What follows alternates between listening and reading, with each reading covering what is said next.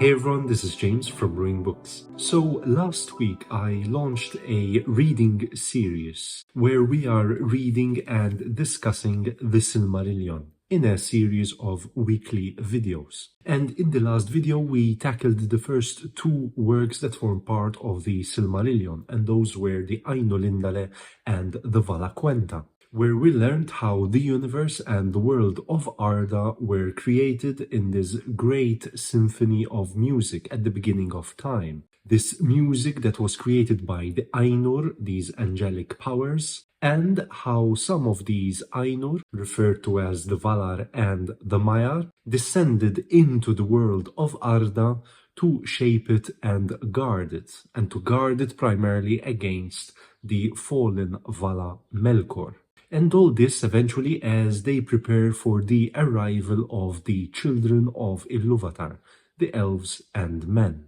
And today we will be tackling the third body of work, which is the primary work that makes up the Silmarillion, which is entitled Quenta Silmarillion, or The History of the Silmarils.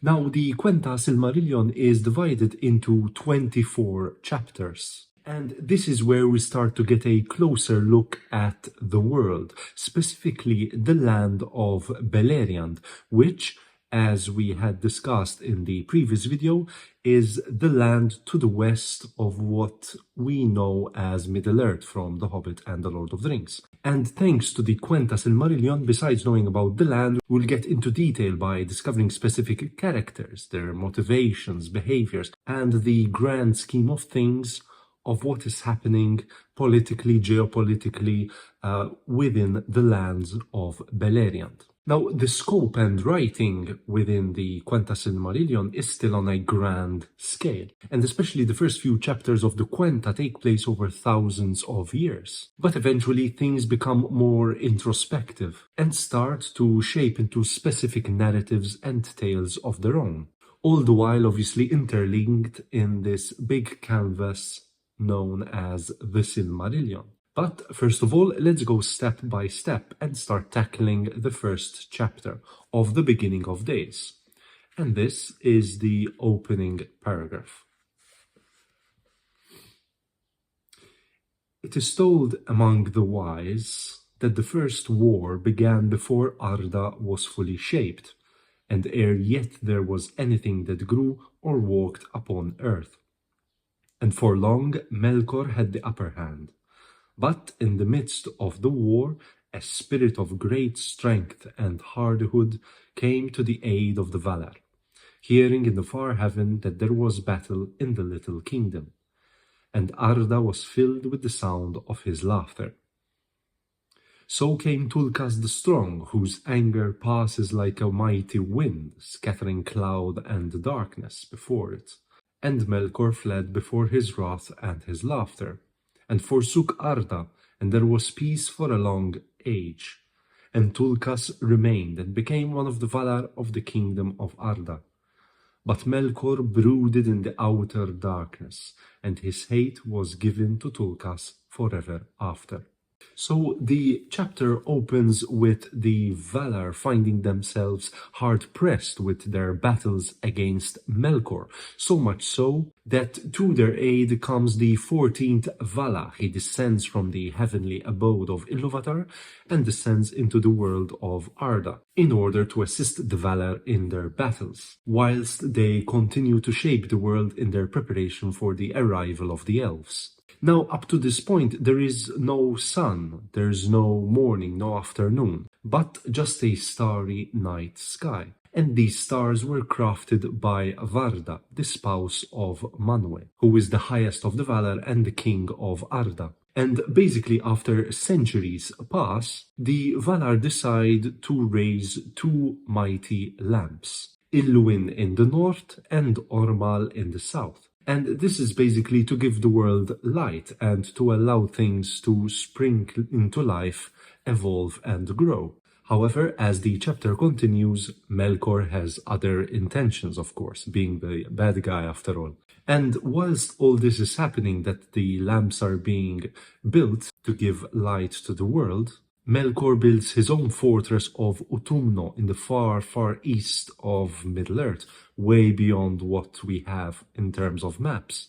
Yet eventually he reemerges from the shadows to cause more destruction on the world, and forcing the Valar to leave their current dwelling of Almarien, which is an island in the middle of a vast lake. And what happens is Melkor manages to throw down the lamps, both in the north and the south, which significantly alter the shape and geography of the world in this cataclysmic destruction. And eventually Melkor manages to plunge Arda back into darkness, except for the starry sky, and the light of the stars, which of course remains untouched and beyond the reach of evil. Now obviously, besides Middle-earth and Beleriand, there are also other lands which formed and changed, and of primary importance is the land to the west, known as Aman, which becomes the new dwelling for the Valar. And as the chapter progresses, we get some more detail about this land of Aman, the new home of the Valar, where we have the foundation, the building of the city of Valinor, and what is known as the Pelori Range, this mountainous range to the east of Aman, along the coast that stretches from the far north to the far south. And these mountains were erected as a bulwark, as a defense against Melkor. Now, at this point, the Valar make another attempt to give light to the world and dispel the shadows of the enemy, in which dark and evil creatures begin to breed and haunt. In fact, the Vala Yavanna, through the beauty of her singing, produces two saplings that eventually grow to become the two trees of Valinor. So similar to our concept of the sun and the moon, one of the trees, Laurelin, emanates a golden light, whilst the other, Telperion, produces a silver hue. And therefore time starts to be calculated, as each tree waxes its light for 7 hours, before slowly waning to let the other tree shine again. And it's a cycle by which days and nights are counted. And from this source of pure light in the lands of Aman, being the land which is ultimately housing these two trees, the land evolves into the most beautiful and perfect in Arda. Meanwhile, to the east, across the Great Sea, in the lands of Beleriand and Middle-earth, the shadows remain, and only a star-filled sky is present. And here's my favorite quote from this first chapter of the Quenta Silmarillion. And as they watched, upon the mound there came forth two slender shoots, and silence was over all the world in that hour, nor was there any other sound save the chanting of Yavanna. I think this chapter really shows off and demonstrates Professor Tolkien's imaginative powers, especially to conjure up such scale and concept to his narratives. This is high fantasy world building at its most complex, alluring, detailed and consequential in a way, because it's paving the way for everything that follows after. And by way of an engaging discussion, here are some questions that you might want to consider, and as always, feel free to comment and share your own opinions in the comments section down below. So, having just read that first chapter, in hindsight, how pivotal is Tulkas's arrival in aiding the Valar against Melkor? And also what's interesting is how the destruction of the two lamps heralds in the idea of creating the two trees of Valinor, one of the Valar's finest, if not the finest of their creations. So it's as if Tolkien is conveying this idea that out of an evil act, the destruction of the two lamps, emerges an even greater good, the creation of the two trees of Valinor. So how much does the rebellion and the destruction caused by Melkor ultimately aid to progress things for the better, as it were? Something to think about, and do let me know your thoughts below. Anyways, now let's head back into chapter 2, where things are now starting to pick up some pace. And the second chapter, which is entitled Of Aule and Yavanna, opens like this. It is told that in their beginning the dwarves were made by Aule in the darkness of Middle-earth. For so greatly did Aule desire the coming of the children, to have learners to whom he could teach his lore and his crafts, that he was unwilling to await the fulfillment of the designs of Iluvatar.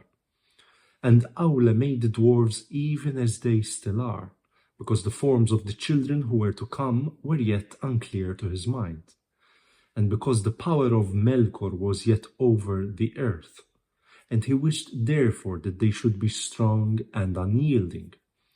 But fearing that the other Valar might blame his work, he wrought in secret, and he made first the 7 fathers of the dwarfs in a hole under the mountains in Middle-earth. Now, it is interesting how this particular chapter should be dedicated to 2 Valar in particular, Aule and Yavanna. Both of these beings introduce elements to the world that are so crucial and so important to the whole narrative, to the whole legendarium of Tolkien ultimately, because they form not only the backbone to the Silmarillion, these particular elements, but also play an essential role in the narratives of The Hobbit and The Lord of the Rings as well. So Aule the smith, who is unable to wait for the awakening of the children of Iluvatar, brings into being the 7 fathers of the dwarfs. His desire to teach them and to instruct them on the ways of the world overcomes his patience. He creates the dwarves with stubborn and tough characteristics to help them in the struggles and conflicts that will afflict the world. Now, Eru Iluvatar, not wanting to change his original plan of having the elves awaken first, rebukes Aule for his actions. But he takes pity on the Vala and forbids him from destroying his creations. So instead, Eru Iluvatar puts the dwarfs to sleep to eventually reawake at an appointed time. And he also gifts them the gift of Iluvatar, so that they are part of his children as well, along with elves and men. Now, Aule's spouse, Yavanna, learns about the creation of the dwarves, and is troubled that once they are awake and eventually populate the world, they will pose a threat to her own creations, notably the Kelvar, which are the animals and other living things that move, and the Olvar, which are other living entities such as plants. So worried, Yavanna goes to speak to the highest of the Valar, Manwë, who in turn comforts her distress by proclaiming that the shepherds of the trees, which in the Lord of the Rings we can pretty much assimilate to the Ents, they will be present to guard and to protect these living beings against the actions of the dwarves. And that pretty much concludes a rather simple and straightforward chapter. But, as I said, nonetheless crucial, especially when we consider the role of the dwarves throughout the legendarium and the concept of these living beings that require protection from the eventual awakening of the children of Iluvatar, who, as Aule proclaims towards the end of the chapter, as he is talking with Yavanna, his spouse, says that these children will ultimately need to utilize the resources that are available to them. So there is this interesting dynamic going on here between Aule and Yavanna and their conflicting interests. And finally, we move on to chapter 3 for today's video, which, as the title suggests, we know pretty much what's going to happen. So chapter 3, of the coming of the elves and the captivity of Melkor. And it opens like this. Through long ages the Valar dwelt in bliss, in the light of the trees beyond the mountains of Aman. But all Middle-earth lay in a twilight under the stars. While the lamps had shone, growth began there, which now was checked, because all was again dark. But already the oldest living things had arisen, and the seas the great weeds, and on the earth the shadow of great trees. And in the valleys of the night-clad hills there were dark creatures old and strong. To those lands and forests the Valar seldom came, save only Yavanna and Orome. And Yavanna would walk there in the shadows, grieving because the growth and promise of the spring of Arda was stayed. and she sat asleep upon many things that had arisen in the spring, so they should not age, but should wait for a time of awakening that yet should be.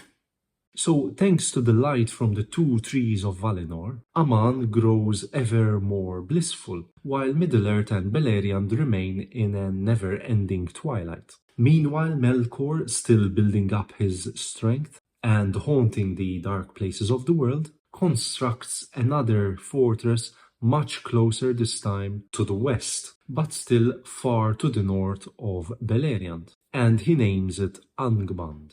Now this would be a good time to start consulting the maps at the back of the books. Now the Silmarillion contains a map or a partial map of the land of Beleriand. And for ease of reference, this is situated somewhat to the northwest of Middle-earth. So Middle-earth would be around here, where we have the Shire, Hobbiton, Rohan, Mordor, and everything that happens in The Hobbit and The Lord of the Rings takes place roughly over here. So in this space over here. So this is Middle-earth, then we have Beleriand over here. We have Angband to the north, far to the north here. We have the Great Sea over here. And way, way, way beyond, we have the land of Aman, where the Valar reside. Now, as you said, the Quenta Silmarillion is predominantly concerned with what is happening here in the land of Beleriand. Middle-earth over here is occasionally mentioned, but ultimately the narratives and the details and the characters are all concerned with what's happening here. Now, back to Melkor and the Valar, things are getting serious, and the Valar are starting to become concerned. And during one of their councils, Varda, the spouse of Manwe, who in the previous chapter, in the first chapter, had created the stars, this time creates the Valakirka, the sickle of the Valar, a constellation of 7 stars set in the heavens as a challenge to the Dark Lord Melkor. And it is at this precise moment that the elves finally awaken. They find themselves by the shores in Cuivianen in Middle-earth. Now, Tolkien doesn't specify exactly where Cuivianen is, but it should lie way, way east of Middle-earth, way, way beyond any maps of Rohan and Mordor, way to the east. The elves awaken from their sleep, and the first thing that they see are the stars in the heavens above. And it is for this reason why Tolkien's elves hold Varda highest in reverence amongst all of the Valar, and why they have this deep love of the night sky and starlight. And these elves become known as the Quendi, those that speak with voices. Meanwhile, Orome, the huntsman of the Valar, on one of his many journeys to the dark shores of Beleriand and Middle-earth, discovers the elves and befriends them. And news of the elves soon reaches Melkor as well. And as Orome departs back to Aman to share the news, Melkor begins to spread terror amongst the elves. And so he captures many of them and starts to breed the race of orcs for the very first time. Now, I should point out at this point that Professor Tolkien later on revised the origins of the orcs and wrote that it was actually men who Melkor had initially captured, tormented, and transformed into orcs, rather than elves. And this is one of the inconsistencies between later and early writings from Professor Tolkien's manuscripts that are in existence in the Silmarillion. But for the purposes of this book, we will follow the narrative as is. So we're back in Middle-earth with the elves, who are now being harassed and attacked by this new breed of creatures, the orcs. And given the danger that the children of Iluvatar find themselves in, propels the Valar into action. And so they ride to Middle-earth and overtake the fortress of Utumno, which, as we said, is in the far, far east of the world. And the Valar capture Melkor and drag him in shame back to Aman for judgment. There he is made captive and locked in the prison of the Vala Mandos for 3 whole ages, to ultimately account for his wrongdoings.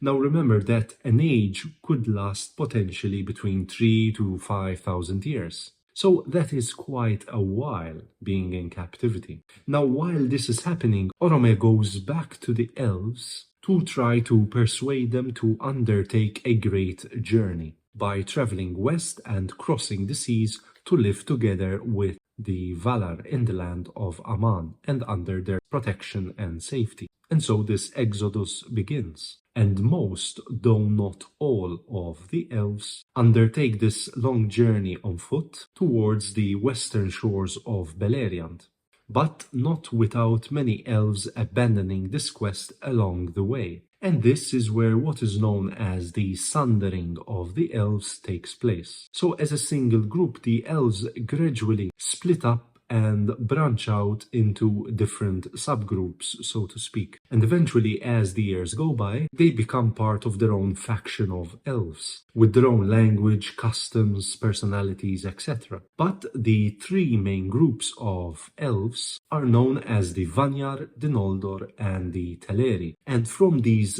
three emerge all of the major elven characters that we meet along the way in Tolkien's works, including The Hobbit and The Lord of the Rings. Now, at this point, it would also be a good idea to consult the tree at the back of the book. So here we have the genealogy tree for the elves. And basically just take a moment to familiarize yourself with the different branches, sub-branches, categories of the elves that all form part, that all came from one single group known as the Quendi. So the Quendi is the generic name for all of the elves, but obviously you have all these subdivisions and the reason why they split up from the main group. So we have the Quendi, we have the Eldar, who began their great journey from Cuivianen to the shores, or the western shores of Beleriand. And as we said, these are the three major groups of elves, the Vanyar, the Noldor, and the Teleri. And obviously then we have several subdivisions from those who abandoned the quest, those who got lost along the journey and remained in the shadows, so they were known as the Moriquendi. So do have a look at this very important genealogical map at the back of your Silmarillion copy. And that is pretty much the end of chapter 3. Now, we've moved quite a bit along in our narrative of the Quenta Silmarillion. It's okay if you're still grappling with the details and perhaps you're still unsure of exactly what's going on, but don't worry. If you wish to reread these chapters, keep the maps and the genealogy table handy, and do start to look up names of places and characters in the glossary and index, again at the back of your copy of the Silmarillion. This is a really useful resource and toolkit, which personally really helped me during my first few readings of the Silmarillion. So do make use of these essential tools at the back of the book. In the meantime, that is all for today. As always, do share your thoughts and comments and opinions and analysis and discussions and questions in the comment section down below about these first 3 chapters from the Quenta Silmarillion. Next week, we will be looking at 3 more chapters and discussing together step by step what is going on. In the meantime, thank you for watching. Like, comment, and subscribe, and I'll see you next time. Cheers.